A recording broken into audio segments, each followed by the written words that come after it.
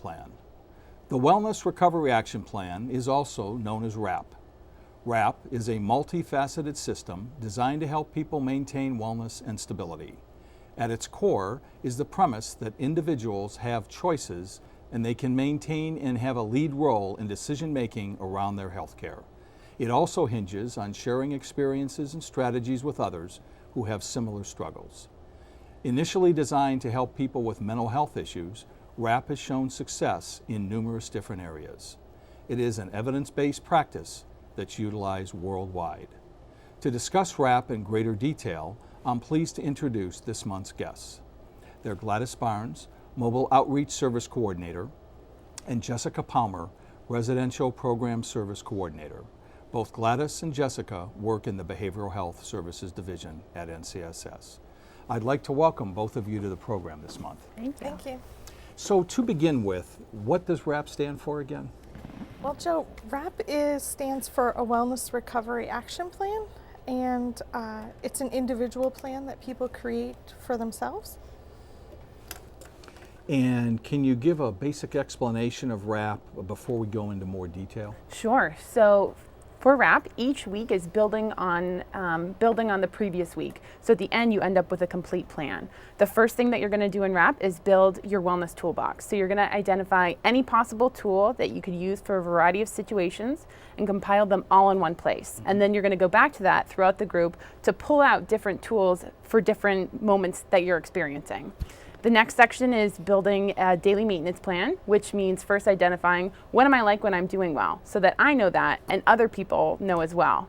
And then I'm going to make a very bare bones, concise list of what are the things that I need to do every day to stay at my baseline. So it's a short list, just kind of this is what I have to do each day to stay well.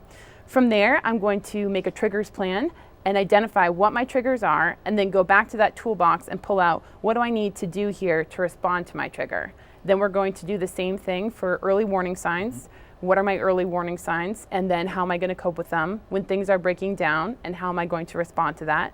And we're going to finish with building a really strong crisis plan. What does a crisis plan look like for me? How am I going to respond? What do I want other people to do? What do I want other people not to do? And then finishing with the post-crisis plan of how am I going to get back, and I'm still kind of in a vulnerable place, how am I going to get back to my wellness and make sure that I don't slip back? Mm-hmm. And how was WRAP developed and created?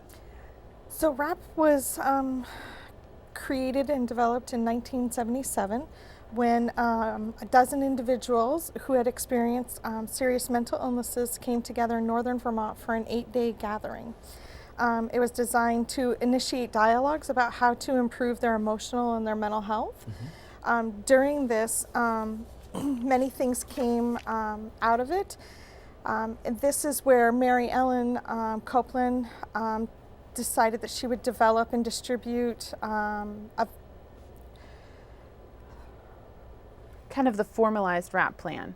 Yeah, and she created her recovery books, and it's used worldwide now. It started off, it's really cool, it started off right here in Vermont, mm-hmm. and is now used all across America, but also all over the world. And it really started from Mary Ellen coming to a place in her life where she was no longer able to take medications, and asked her doctor, well, what am I going to do if I can't take meds? And he didn't have an answer for her. So she reached out to other people in the same situation and said, what do you do if you can't take your medications, or in addition to that? And she found that other people were really feeling that same lack that she had felt, that they wanted more, that they wanted to supplement their medications if they were taking them, and didn't feel like there was a lot out there. So that was how she ended up sort of hosting those first workshops and then formalizing it into the WRAP that we use today.